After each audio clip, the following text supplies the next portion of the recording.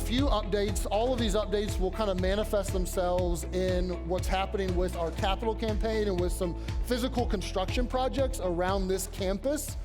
But I wanted to lay a foundation with a few general thoughts first, and then we'll get there.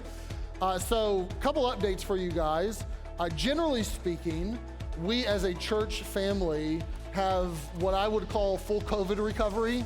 All of our ministries have experienced this at different intervals, but it has certainly taken us quite some time to come out of the COVID season and all that we experienced through there, and to see our ministries resume, and then to resume at full functionality as they had been previously. But really at this point, anything that we had going is going just as well as it was before COVID, and in many instances better than it was before COVID, and we have experienced recovery, if you want to call it that. Where you would most see this profoundly is certainly in our attendance. There's a million ways I could demonstrate this, but just being in this room would be an example. Last year at this point in time, we were about 22% less. We have grown, our attendance year over year has grown by about 22%, which we had anticipated would happen. But some of you can remember in those early days, right at the first 6 months of COVID, being in the first service and there's 40 people there, or being out under the tent and we all fit under the tent.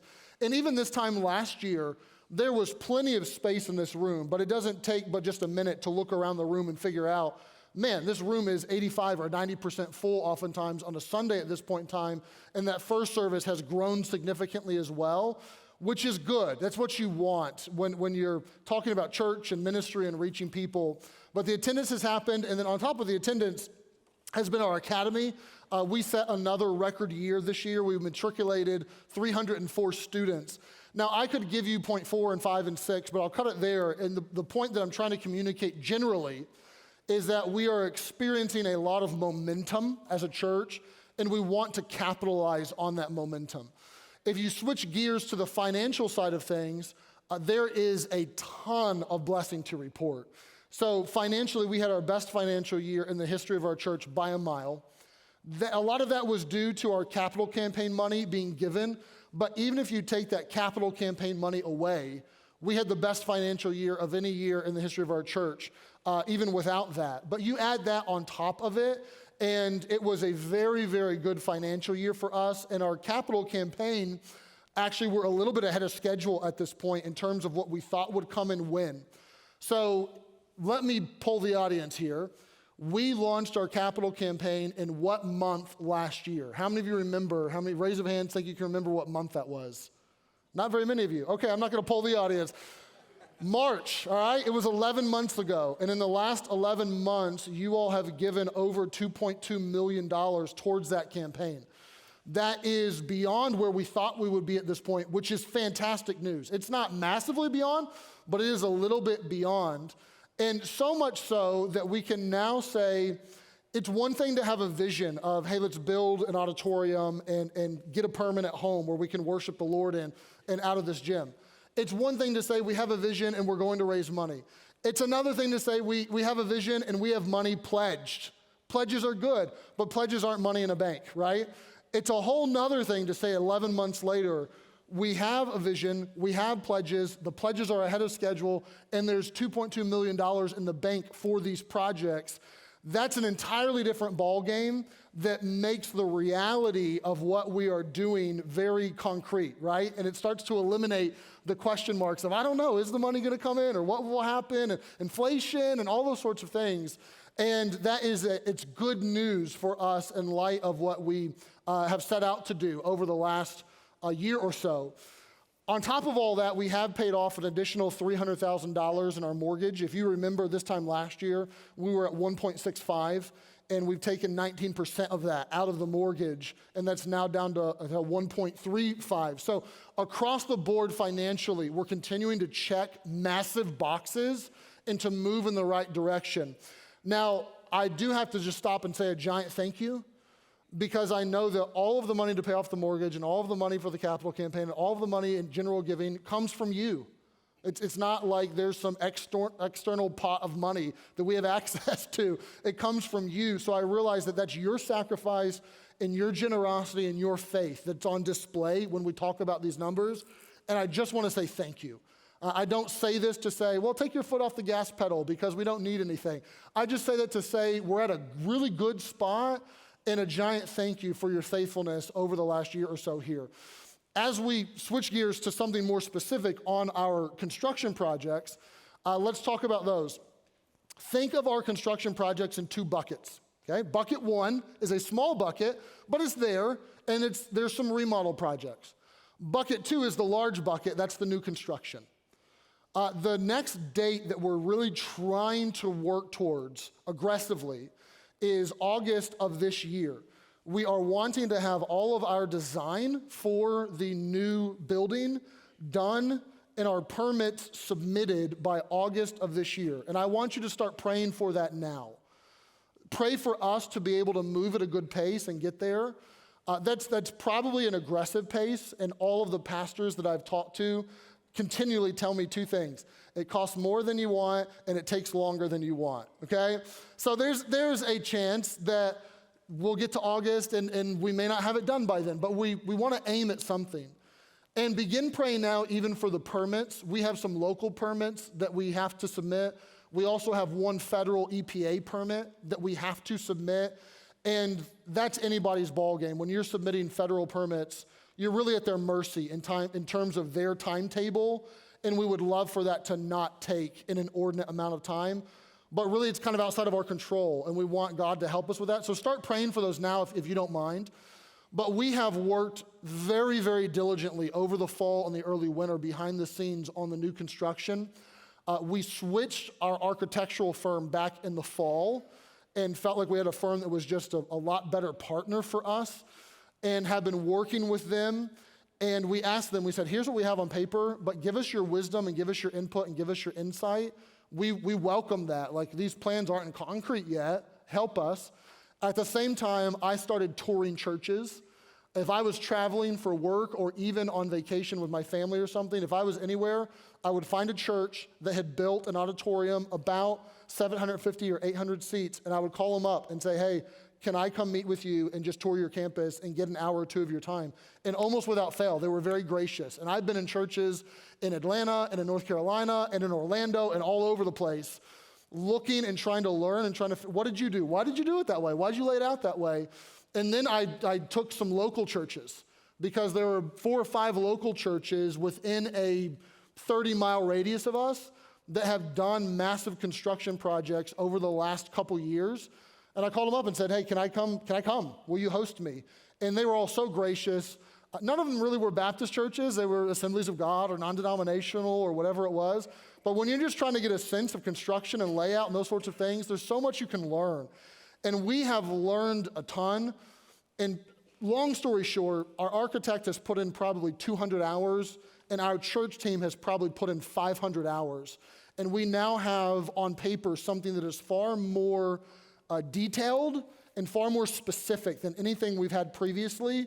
And we're at the point where we would love your feedback and we would love your input. So we are inviting you today to come to a series of meetings. All the meetings are the same, but you can choose whichever one you want. And we are cleverly calling these meetings the give us your input, not your money meetings, okay? Because I know some of you, in the way your brain works, you'll think, well, you're going to have this meeting, and you're going to say, hey, what do you think about this design? And then you're going to backdoor it, and you're going to be like, well, give us your money too. We've already had the give us your money conversations, okay? We've already done that, and that's kind of behind us. This is, and we want you to know up front, it's just input. There's not a money angle. There's not a money conversation. We just want your input. So things that would be in these meetings are all 1 hour, and if you'll give an hour of your time, we would love it. There is a slate of them on the back of this piece of paper. Here are a few things that would be in the meeting. There is a proposed site plan that has a little bit of parking update and traffic flow and just looking at how that would work if you're having more cars and more people. There's some new floor plans, and these are far more specific and laid out than anything we've given previously that we'd like for you to see and we'd like your input on. A lot of these floor plans have specific images with them what are called precedent images, images we found of other churches that are inspiring us and are getting our wheels turning, that are kind of informing some of our design. And then we have a whole batch of new renders that we would like to show as well. Some of those are exterior renders, and then some of them are interior renders. Now, I'm only going to show you one today, but the interior, we have compare and contrast images. So we would have an image like this, and it has some wood floor on the aisle. Then we have another image, and it has carpet, not wood floors. We have an image with windows. Then we'll have another image without windows.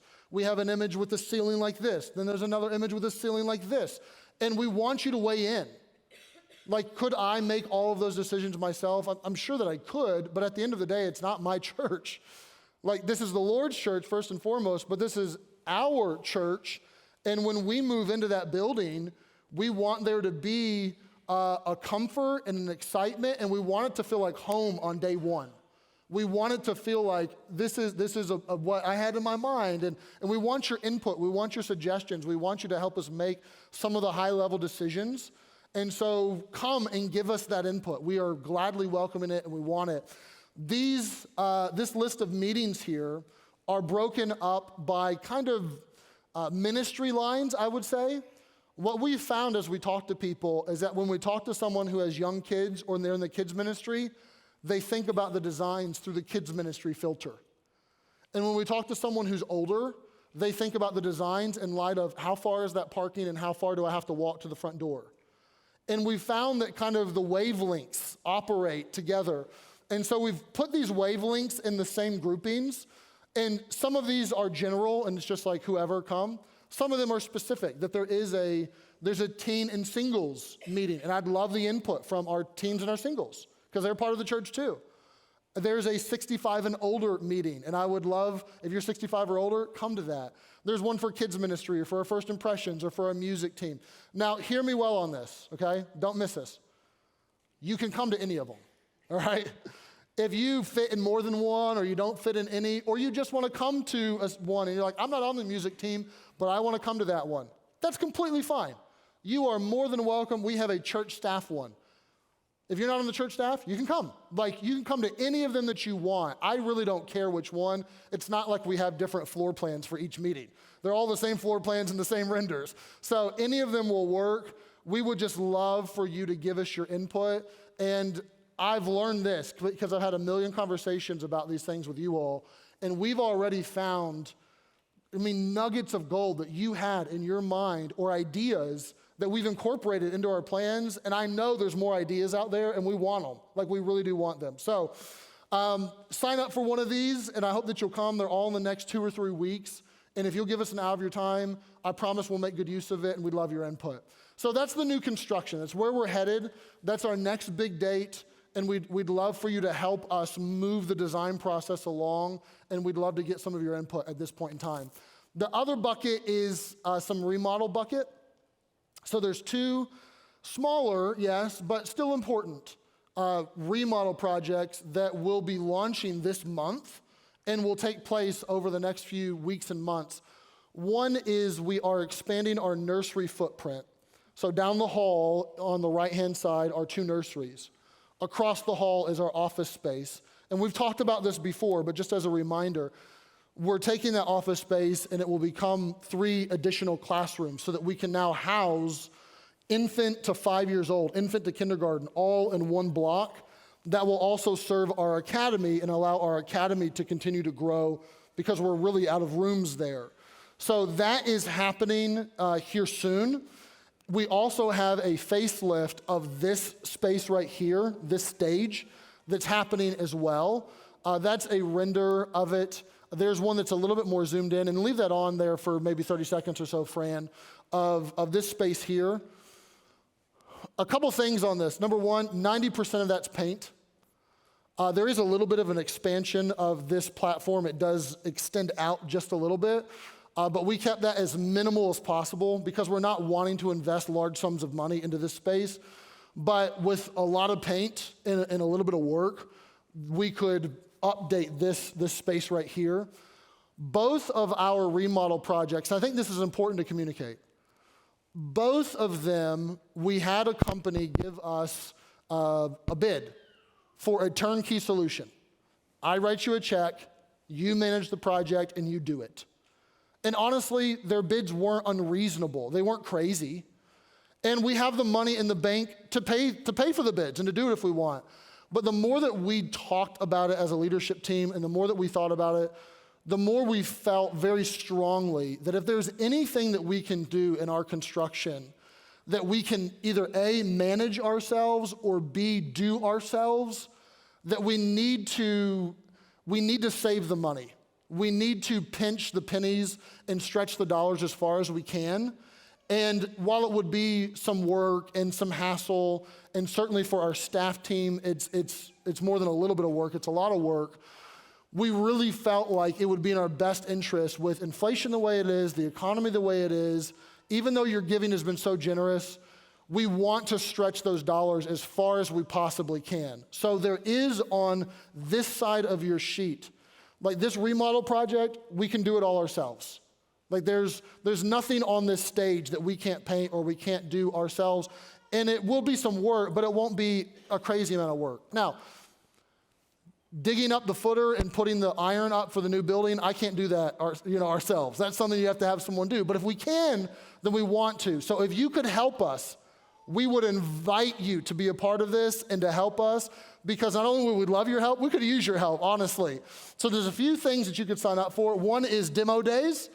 We will be demoing that back office area here in the near future. And if tearing up stuff with a hammer is your gig, then come on, we'll take you. Leave your 5-year-olds at home for that project. I know 5-year-olds love to tear stuff up, but we'll set them to the side. But we'd love your help. If you like to paint, even if you don't like to paint, but you can paint, then we'll take it, okay?